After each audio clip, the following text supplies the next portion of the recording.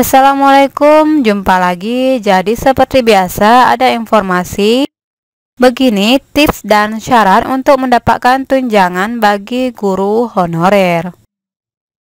Idealnya, mendidik merupakan suatu hal yang mulia. Mendidik termasuk mengarahkan dan membentuk karakter generasi untuk menyongsong peradaban yang lebih baik. Oleh sebab itu, sebagian besar mayoritas pekerjaan yang dicintai yakni ingin menjadi seorang guru. Sebab peran penting dan kedudukannya inilah pemerintah memberikan beragam reward, termasuk halnya program sertifikasi sekaligus tunjangan bagi setiap guru di berbagai ragam penjuru negeri. Hanya saja tidak semua guru di seluruh daerah mendapat program tunjangan yang sama. Ada beberapa persyaratan yang harus terpenuhi. Biasanya yang paling terjamin mendapatkan manfaat dan beragam program penunjangan lainnya yakni mereka yang termasuk dalam kategori tunjangan PNS.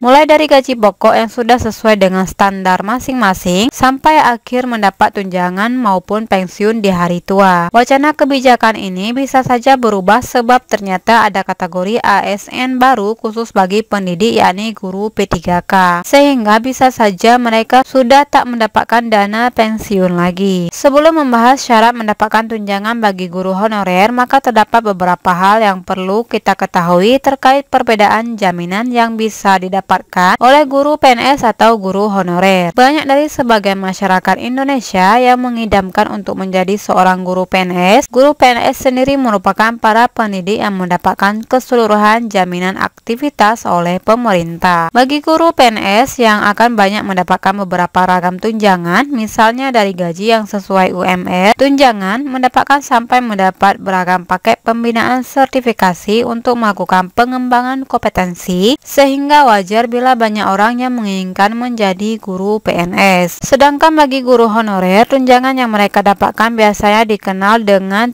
TFG alias tunjangan fungsional guru. TFG ini merupakan suatu program resmi dari pemerintahan yang memberikan subsidi pada para guru non-PNS yang mendapatkan pekerjaan atau amanah pada satuan pendidikan di seluruh negeri. Pihak yang berhak untuk mendapatkan TFG yakni para guru yang tidak termasuk guru PNS yang meliputi guru tidak tetap atau GTT dan guru tetap yakni GTY atau guru tetap yayasan. Kategori guru yang termasuk pada kategori GTT dan GTY yakni para guru honorer baik secara wilayah pusat, daerah maupun komite. Kemudian ada juga guru yayasan yang mengajar pada sekolah di kalangan lingkungan Kemenak dan Kemendikbud. Guru honorer sendiri belum mendapatkan status kepegawaian untuk menjadi seorang ASN, sehingga secara tidak langsung mereka mendapatkan honorium bukan gaji. Istilah sederhananya, guru honorer merupakan guru swasta. Beberapa hal yang menjadi perbedaan dasar dari guru honorer dan PNS yakni besaran nominal gaji yang diterima. Untuk guru PNS, mereka akan mendapatkan gaji berkisar antara 1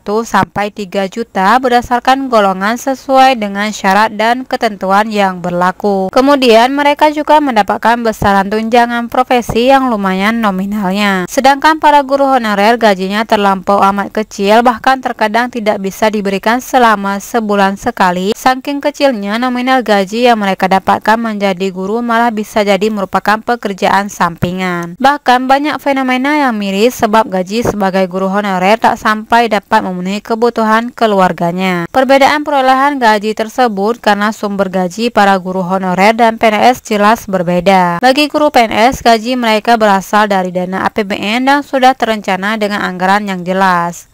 Sementara guru honorer mendapatkan gaji sesuai dengan instansi yang mereka tempati. Dengan gaji yang kecil tersebut, tentu saja pemerintah tidak akan lepas tangan sebab mereka harus ikut membantu agar terwujud kesejahteraan bagi keluarga para guru honorer. Salah satunya yakni dengan melaksanakan program tunjangan guru honorer. Untuk mendapatkan tunjangan guru honorer dari pemerintah, terdapat beberapa persyaratan yang harus dipenuhi. Yang pertama, kita harus mendapatkan NUPTK atau nomor unik pendidikan dan tenaga kependidikan. Hal ini bertujuan agar pendaftaran bisa diterima berdasarkan syarat dan administrasi yang berlaku. Tunjangan guru honorer lebih diprioritaskan pemerintah bagi guru non-PNS yang telah memiliki jam mengajar lebih dari 24 jam tatap muka per minggunya. Kemudian guru tersebut sudah diangkat sebelum diberlakukannya Undang-Undang Nomor 14 pada tahun 2005 terkait guru dan dosen. dosen. Proses kegiatan belajar mengajar guru bersangkutan harus dilaksanakan pada satuan pendidikan yang berada dalam naungan masyarakat. Hal ini harus diberikan dengan berdasarkan SK alias surat keputusan pengangkatan yang mana secara resmi diputuskan oleh penyelenggara pendidikan. Ketiga, tunjangan guru yang akan diberikan secara khusus bagi guru yang mengapung mata pelajaran sesuai kualifikasi akademik dan sudah dibuktikan pada sistem Dapodik alias data pokok pendidikan melalui surat resmi yakni SK Kepala Sekolah dan sudah diverifikasi atau disahkan oleh lembaga dinas pendidikan baik ranah provinsi, kabupaten atau kota. Keempat, guru yang telah memiliki kualifikasi setara S1 atau D4 maupun guru dalam jabatan yang sedang melaksanakan program peningkatan kualifikasi akademik menuju tingkatan S1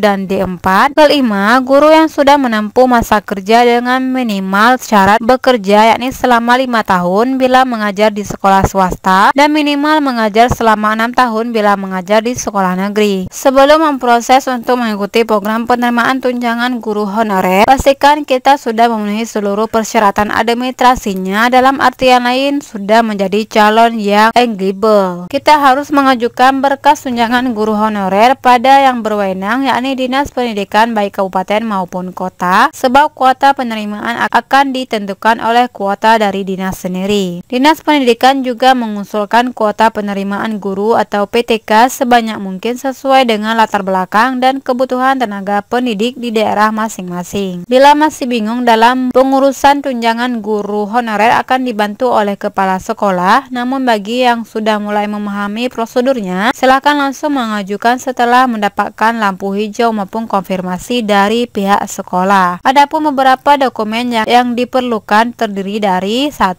Surat pengantar resmi dari KUPT kecamatan, yakni surat ini bersifat wajib dan mendesak mengingat Anda perlu untuk mendapatkan sebagai bukti untuk bahan administrasi. Kedua, melampirkan SK tugas dari awal sampai jenjang akhir. Kemudian Anda juga perlu untuk melampirkan SK awal sampai jenjang akhir yang sudah dilegalisir dan mendapatkan stempel resmi yang bertanda tangan dari kepala sekolah. Yang ketiga, melampirkan fotokopi NUPTK. Selain itu, kita perlu melampirkan nomor NUPTK yang sudah dilegalisir oleh kepala sekolah. Hal ini penting dan termasuk surat yang harus segera diurus agar tidak mepet deadline. Keempat, melampirkan fotokopi SK pembagian tugas mengajar yang terakhir dan jangan lupa untuk melampirkan salinan dari SK pembagian tugas mengajar pada tahun akhir. Pastikan sudah terlegalisir oleh KUPT.